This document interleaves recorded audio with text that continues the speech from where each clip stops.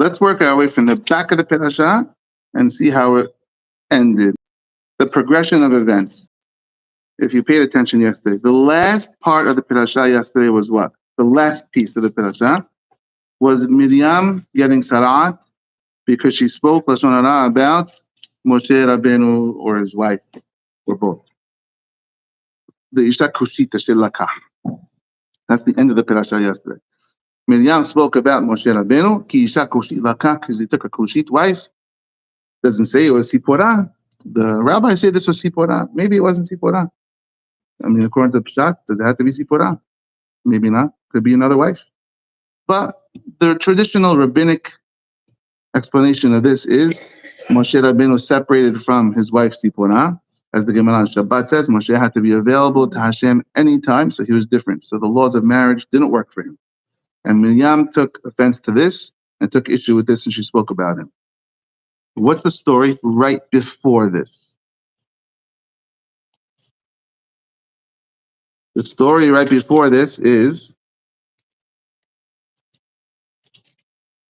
how the people had the slav, they complained for the meat, and they finally got the meat, and they had a plague. What's the story right before that? Working our way backwards. Right before that is Moshe Rabbeinu telling Hashem, I can't handle it anymore. I need help. And Hashem says, fine, Isfali Shavirim Ish. Get for me 70 guys, and we will share the prophecy. Just like one candle, the Gemara says, lights another candle and doesn't lose. We'll light your nivu'ah, we'll light everybody, and we'll have 70 prophets. And then after that, Eldad and Medad are the two guys, mitnabi'im b'mahaneh. They were prophesying in the camp, not in the Ohel Moed, where everybody else was, right? So how did it work? Moshe Rabbeinu said, okay, 70 guys.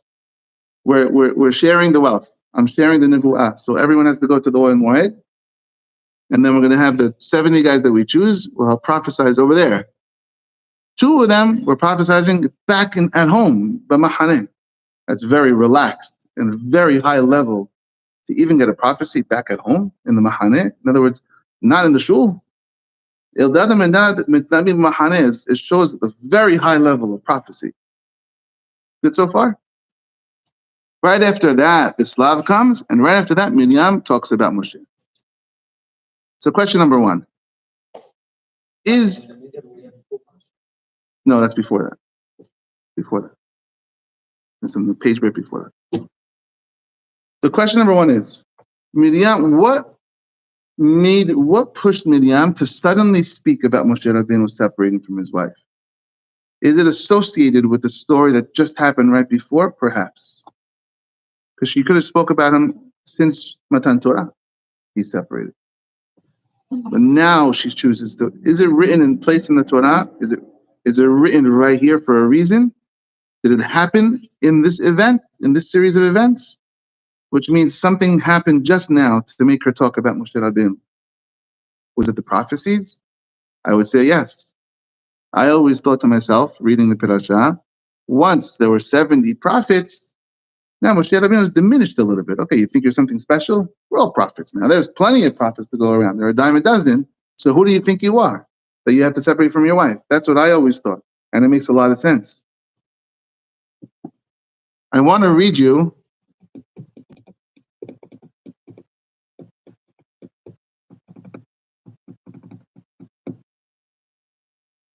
I'm going to start with this. Let's make it interesting. Listen to this. This is Megillat Esther. Megillat Esther, everybody, the men here should know the beginning of the first chapter already. When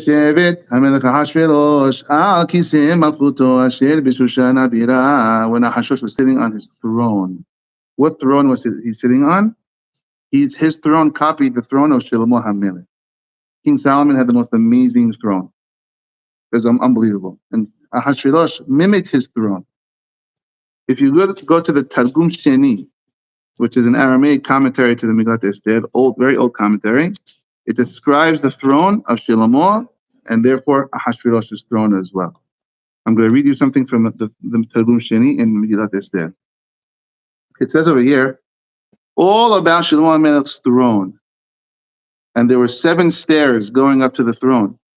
And then when you got to the top of the stairs, They were minorta. ועל כורסיה קיימה יונה דדהבה אחידה בה נצא בידי ועל כורסיה קיימה מנרתה דדהבה. So something about Aramaic, right? Dahaba. Dalit is Zayin. Once you learn how to interchange the letters, it's much easier. Dalit is Zayin, right, David? So Zahava. So there were minarta de Zahava. There were golden candelabras on top of the stairs. Ubbotsinaha behazuraha ubsibiyataha medahaya. And it says over here, the Dahaba de Sayirin Allah, they were engraved on the menorah of gold on the right side. Shiv'at ahabat alma. So there were two candles. You could imagine you walk up the stairs to the throne. A candelabra with seven. A candelabra with seven each side of you. On the one side was engraved Shiv'at abahat alma, the seven fathers of the world. Ilin Shemahaton. And these are their names. First one. Adam. Hey, very good. Adam Kadba'a. Adam, the first person. Noah. Shem. Avraham. Yitzhak. Yaakov. Ve'iyov. Iyov. Seven people. Yeah, it's the chain. It's the Semite chain. Iyov is a question. What is he doing there? If he existed. Ukabil Setratinina on the other side. Diminarta Kayamin Kinin Ohanin Desanin Alehon Shiv'a Haside Alma. On the other menorah candelabra were the seven righteous people of the world, the seven Hasidim. Who were the seven Hasidim? V'ilin Shemahaton. These are their names. Levi, Kehat, the son of Levi. Amram, the son of Kehat. Moshe, Aharon, Eldad, Medad, and Hur. Eldad and Medad. Eldad and Medad. What do they do? We got a family here. Levi. Yitzhak. No, Levi, Kehat. Yitzhak. Moshe, Aharon, Eldad, Medad. Amram, Moshe, Aharon, Eldad, Medad, and Hur, who was the son of Miriam.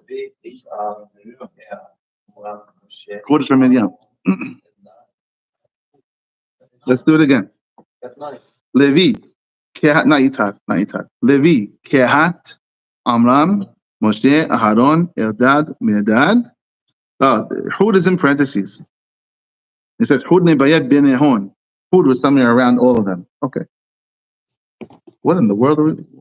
How did they make it to the Hall of Fame? They made it to the Hall of Fame. The people that Yehoshua said, Adoni Moshe kilaim. Lock these guys up. How dare they prophesize in front of you, Moshe Rabbeinu? And so we have to understand exactly who these people were. And so we'll start with the process. How did Moshe Rabbeinu choose the 70 people? Esfali Shiv'im Ish. How do you choose the 70 people? Who are going to be the 70 officers? So I said yesterday in the shul, it was the taskmasters. There were probably hundreds, or if not thousands, of taskmasters. So how did he choose exactly 70 of them? What was the process? So the Gemara Sanhedrin, page 17a, says, two guys were left in the camp prophesying. Says the Gemara. Yesh Omrim, what does it mean they were left? They were remaining. That's the word the Gemara has. It's a funny word. They should have said, they were two people. They were remaining. What does it mean? They were like almost like they were leftovers or they were held back. So it says the Gemara. Yesh Omrim, some say in the box they were left. They were left in the box, which means what? When Hashem said to Moshe, get me 70 people from the Zikanim, from the elders of the Jews, Aman Moshe. How do I get 70 guys? I have 12 Shivatim. There are 12 tribes. 70 doesn't divide into 12. How do I do this in a fair manner? If I take 6 from each tribe, that's 72. It's too many people. 72 is too many. Hashem said 70. So if I choose 5 times 12, that's 60. Then I'm missing 10. What do I do? So I'm going to say, okay, 10 tribes, I'll take 6 candidates, and 2 tribes will have 5 candidates. People are going to say, hey, it's not fair. What did you do to me? Why did my tribe get 5 and they got 6? What was supposed to do? Is you have to do 6 for everyone. There has to be equal opportunity for each tribe. 6 times 12, it'll be 72 total. And he brought 72 little notes, raffle tickets, little notes. On 70, the winning tickets, he wrote Zaken. You are going to be an elder. And on 2 of them, empty. If you draw the blank one, you're nothing. Bilalani mixed them all up. He puts them all in the box. He tells all the 72 guys, come take your tickets. Anyone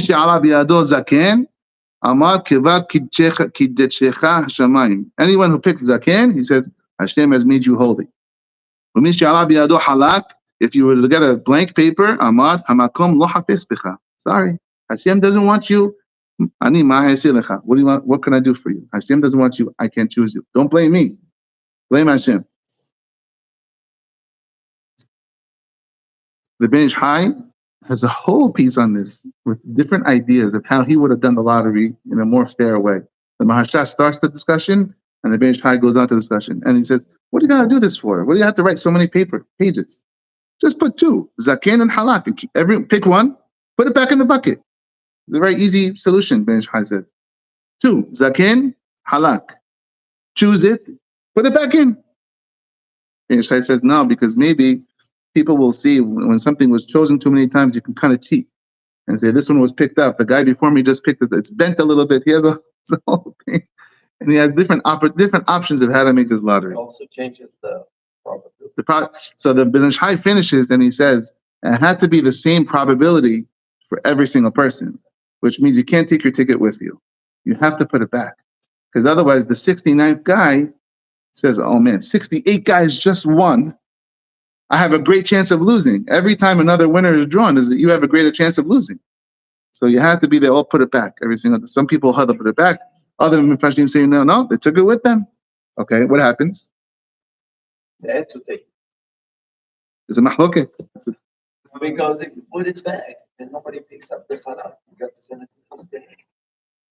First, yeah. Well, let's see what happened. Huh? Yeah, the Ben Ish Chai goes through so many different options. The Bishimon says, so this is the first option. So what does it mean? Vayisharu bapitka. Their 2 names were remaining in the bucket, which means it's hard to understand exactly what it means. It means that they lost the raffle. That's what it seems, according to the first pshat. Second pshat. Rabbi Shimon Omer.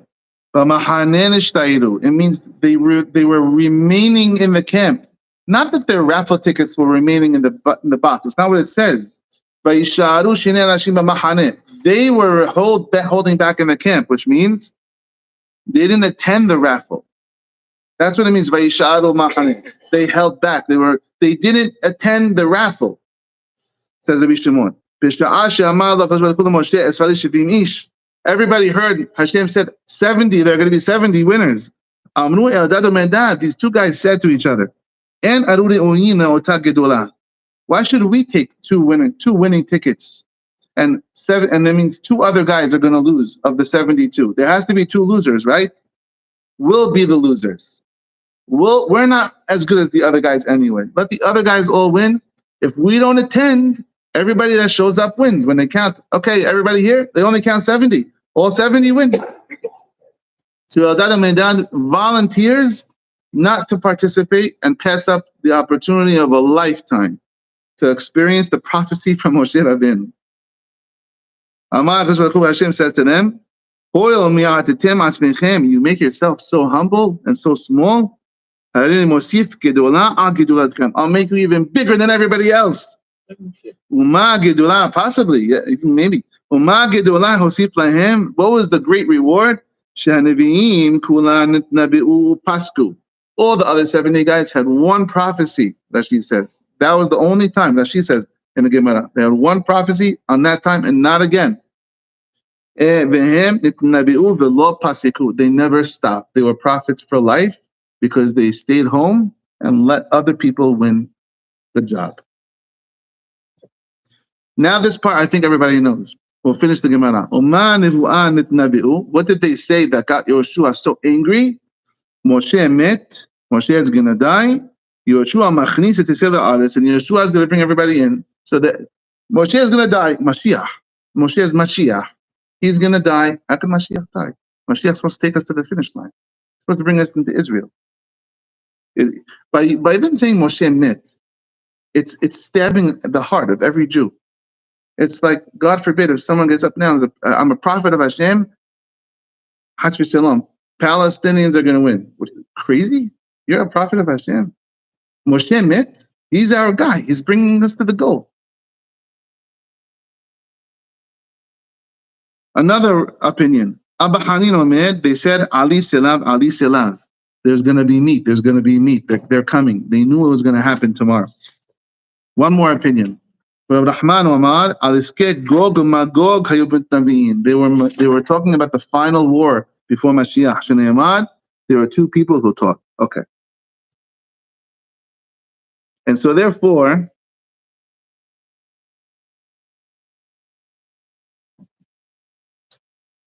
this, by the way, over here in the same Gemara as the Rashi I said in Surah Shlishit yesterday. Yehoshua says, Adoni Moshe Kilaim.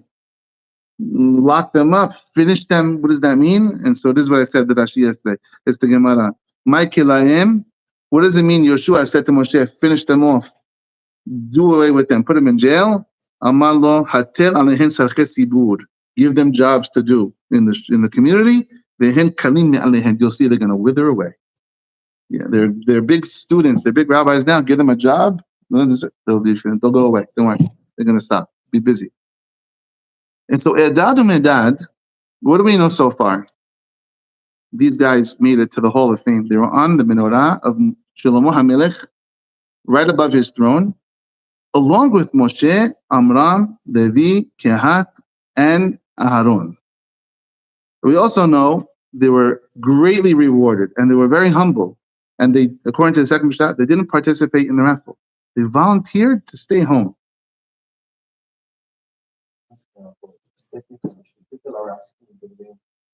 Oh, sorry. Yeah. No, not that one.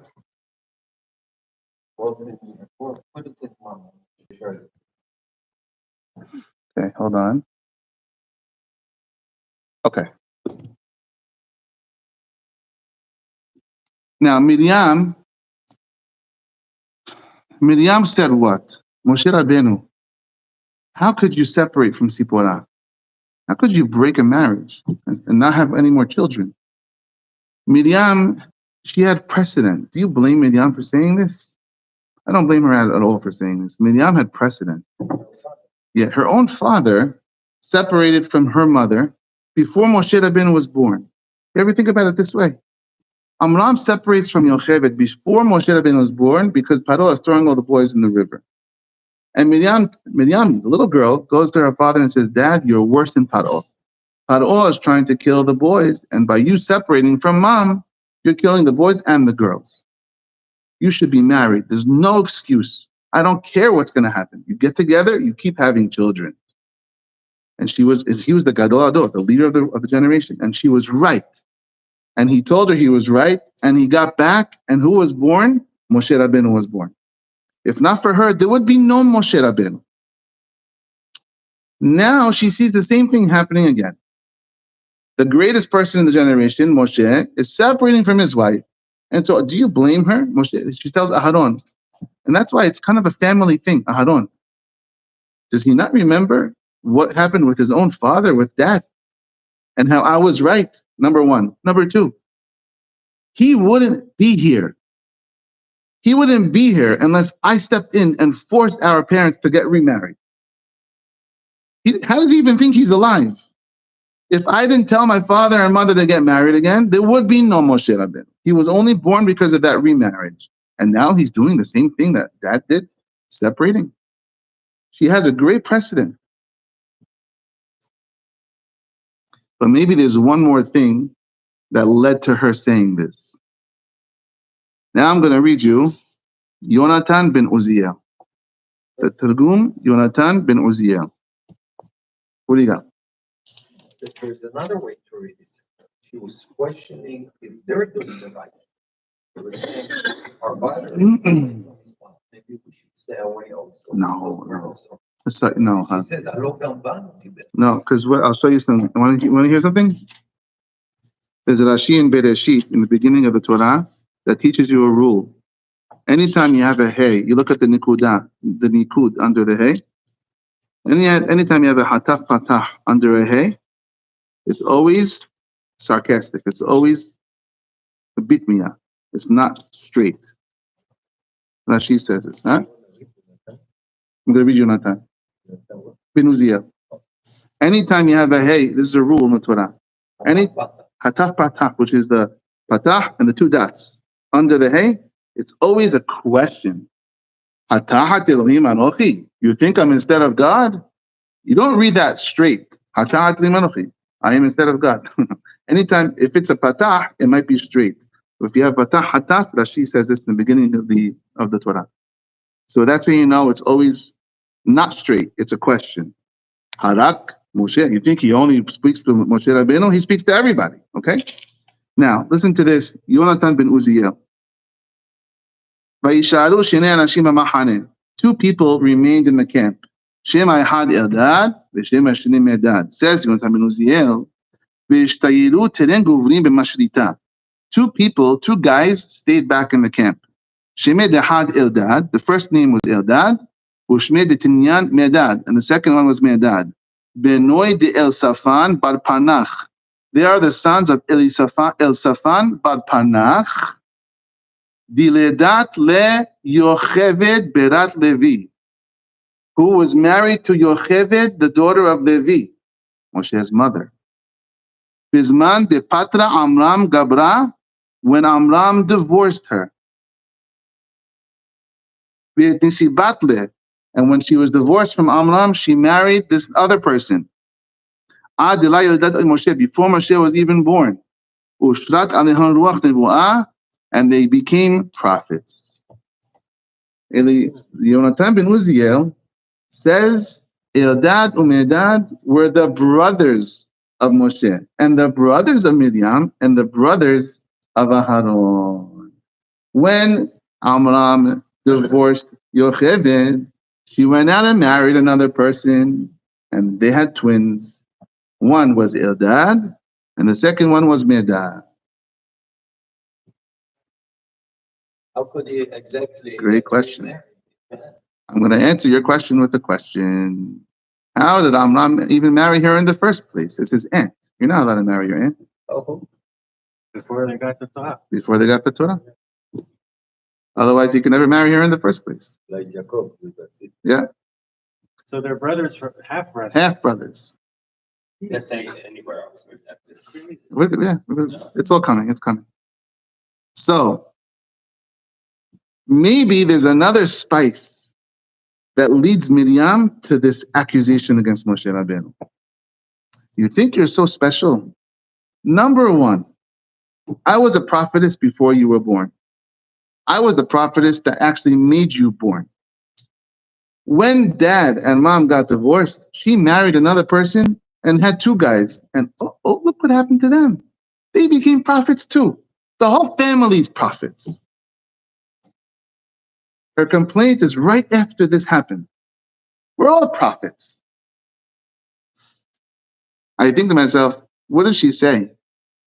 Hello, Gambano diber. That's what she said, Moshe. You have the Chumash right in front of you. Hello, Gambano diber. Hello, Gambenod diber. He speaks to all his sons. All the sons of Amram are prophets. Okay, this is the verse of the I don't know. It's okay. Leave it. What? Aaron received the punishment, right? Aaron was not punished. Some people say Aaron was punished and healed immediately. But normally no, because he didn't take nothing. He didn't say anything. But he listened. He listened. Thank you. It's okay. Leave it. You ready for the next one? Yeah, it's a problem, but Okay, that was time. He didn't. Yeah, his punishment was not as bad. There are the mifashim that say he got tzara'at too, and it was immediately healed. Immediately. That's another question. Who healed them? That's a big question. That's hard to. It's not your common. It's not traditional, but there are. Aaron possibly was also punished and healed immediately. anyway, it must have been. It must have Miriam been. was not healed immediately. Well, she had to be. She had to be tameh for 70 days. Aaron did not. By the way, The Gemara talks about this. It's not. It doesn't say straight out, huh?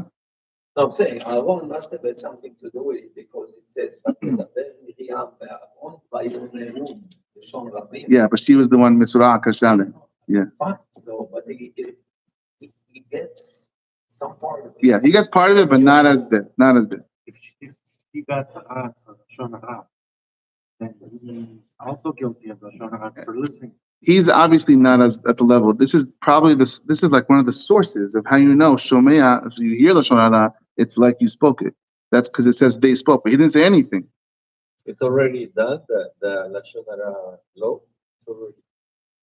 Lashon Hara lo telech rachil. No, not. I don't think so. Not yet. How come he didn't get punished? First of all, he prayed right away to Moshe. Right away, he said. Okay, let's see. Ready for the next one? You'll see. This one is the Da Zikenim Miba'alei Tosafot. All right, buckle up for this one. Vayagel Moshe Eldad uMedad. Two guys named one Eldad and one named Medad. Achim Moshe Hayu. They were the brothers of Moshe Rabbeinu. But he has a different twist on how they're brothers. This is a little different than the other one, okay? Torah, when the Torah was given, and now the second the Torah was given, you can't have forbidden relations anymore. And so what does it say? Yesterday's parasha. Moshe heard that the Am crying to their families. Rashi over there. What does it mean crying to their families? They're crying over the meat. They want food. It says, Bochen le-mishpechotav, says Rashi. They were bochim al iskem mishpechotav.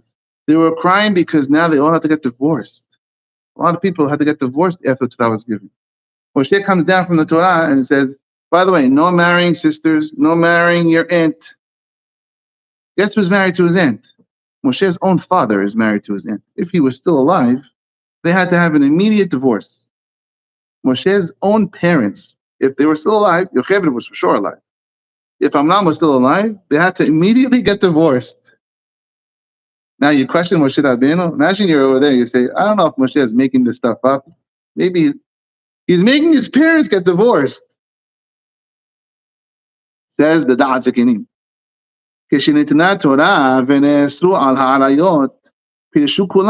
All the marriages that were no longer allowed had to be divorced. He heard them crying about their families. After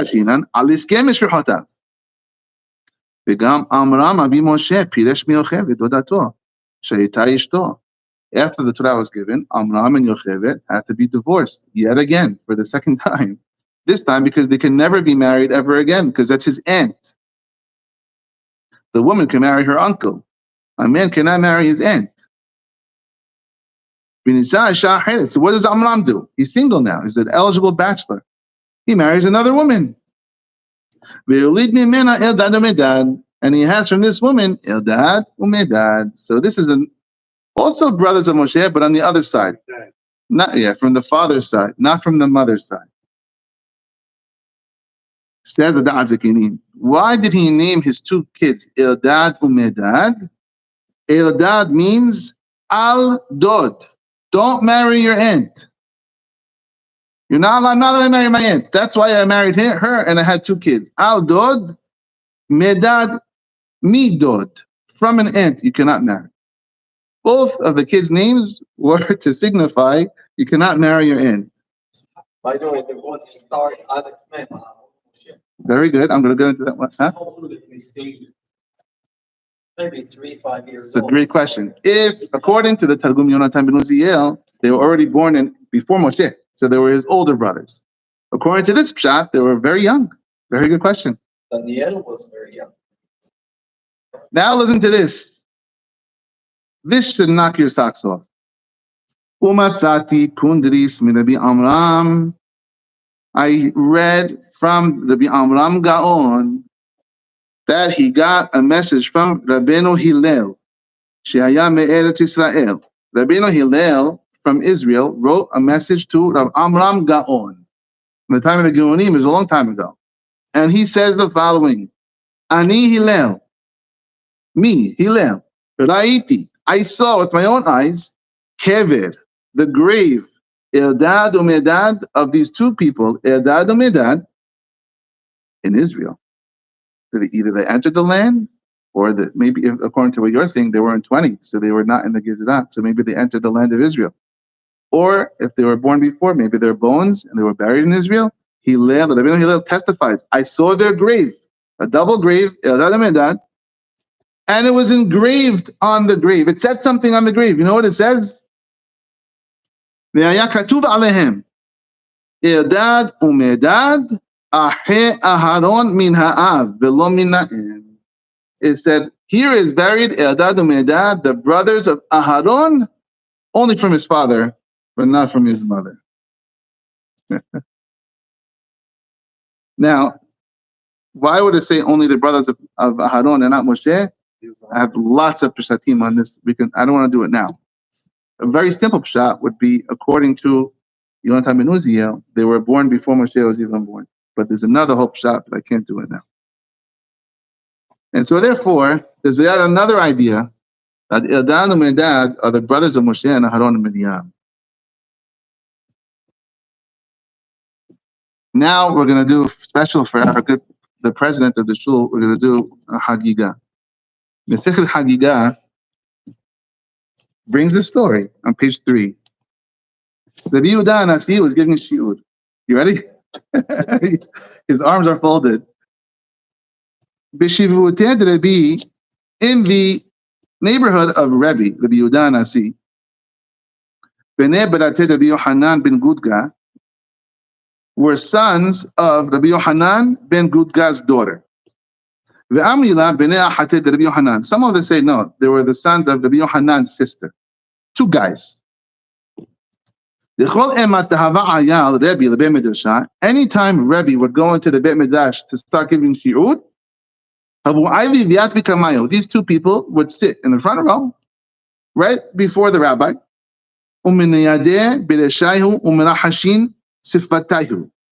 Says the art scroll. We use the art scroll in English. They would nod their heads and move their lips like this, like, I know what you're saying.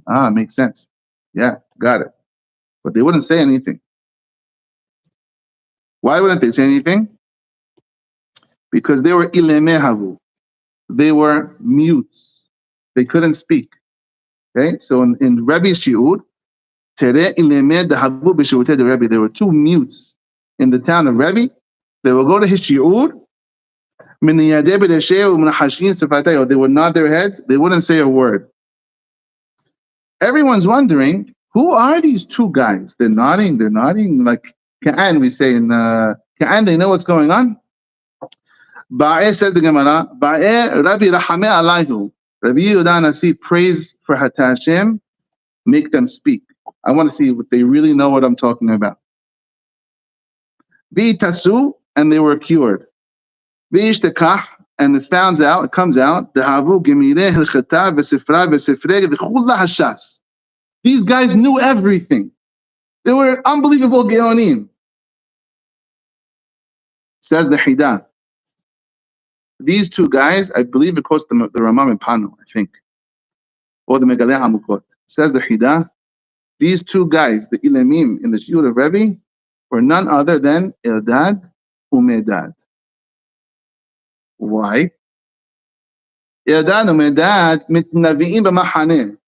Navi speaks. Boren niv sefatayim. Yeah? Eldad umedad mitnavi'im b'machaneh. They got up and they spoke in the camp about Moshe Rabbeinu dying. Yehoshua got so angry. Adonai Moshe kilaim. Chutzpah. They slighted Moshe Rabbeinu. As a punishment, their tikkun is to come back and not be able to speak. They can know everything. Nevi'im. You cannot speak in your next life. Says the Hidah. When Yehoshua says to Moshe, Adonai Moshe kilaim, he was really saying, Adonai Moshe ke'ilem. Make them mute. Make them shut up. Ilem is a mute. In the next lifetime, they became the mutes.